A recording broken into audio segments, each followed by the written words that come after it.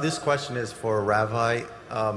You mentioned the story of that. I think you said he was Jewish and he was shot by at that. I think it was a concentration camp or something like that. And I'm going to play the devil's advocate for a bit and pretend I'm Sam Harris. No pun intended, of course. You stated that God was watching. God watched the gentleman pull the trigger. If God was watching, why didn't he make that trigger not work? Why didn't he make that poor individual just pass out while he was digging the grave? Okay. I believe Sam Harris would ask that type of question and demand an answer. Yes, I appreciate that question. Playing the devil's advocate, you said that why didn't God keep the man from pulling the trigger rather than allowing the man to pull the trigger and then watch over him and bringing about some kind of judgment? I would say this to you, that the supreme ethic that God has given to us is the ethic of love. It is the peak of all intellectual and emotional alignment.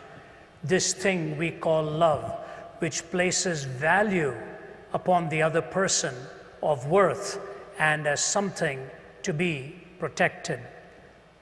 It was interesting, of all people, it was Oscar Wilde who on his deathbed in his 40s, by his lover by his side, Robbie Ross, he turned to Robbie and he said, "Did you love any one of those little boys for their own sake?" It was an incredible question to ask by a man who was a hedonist on his deathbed in his 40s.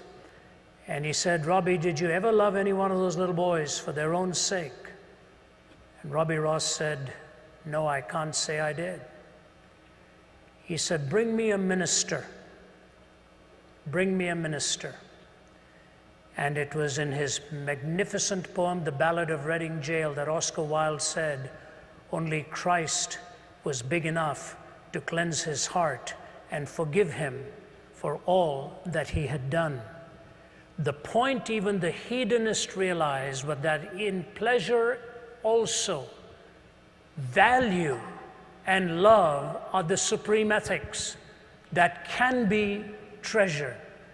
But you can never have love without intrinsically weaving into it the freedom of the will. You cannot have love without the freedom of the will. If you are compelled by some machine to a certain decision, you can never love.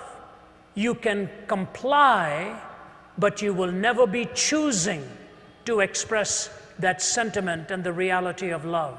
If love is the supreme ethic, and freedom is indispensable to love, and God's supreme goal for you and for me is that we will love him with all of our hearts and love our neighbors as ourselves, for him to violate our free will would be to violate that which is a necessary component so that love can flourish and love can be expressed. If you're asking for God to always stop the trigger, why not God stop everything else? Next time you hold a cup of boiling water, he makes it frozen water instead.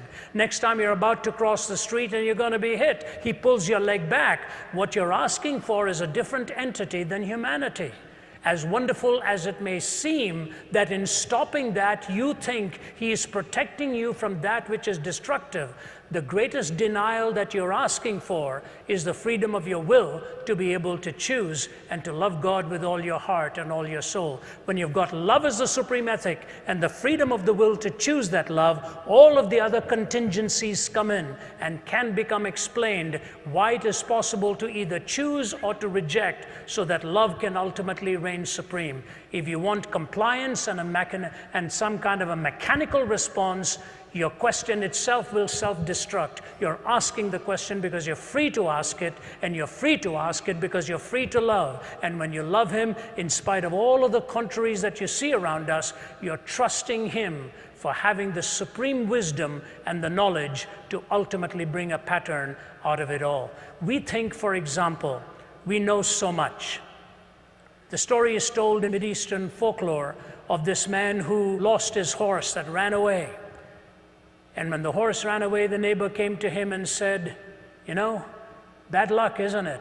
Your horse is gone." He said, "What do I know about these things?" A few days later, the horse came back with 20 other wild horses. And the neighbor came and said, "Amazing, it's not bad luck, it's good luck.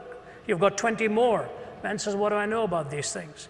His young son is going and taming one of the new horses. That young horse kicks him and breaks his leg. The neighbor comes and says, "Terrible, isn't it? Your son's leg is broken. Bad luck that these horses came." The fellow says, "What do I know about good luck and bad luck?" A few days go by and a bunch of thugs are coming looking for recruits to join their gang, and they're looking for all the able-bodied young men, and they're about to pick this young man but find out his leg is broken, and they say, "We don't want him, we're going to move on to the next house." So the man comes and says, "Good luck, isn't it? Your son's leg was broken." In one little series of episodes, we don't know what lies ahead. Why don't you wait till you stand before God face to face, and you will find out there were reasons why he didn't stop that trigger, so that you will see the heinousness of evil and see the majesty of love and good managing to navigate yourself, but as the pilgrim's progress to come to the celestial city.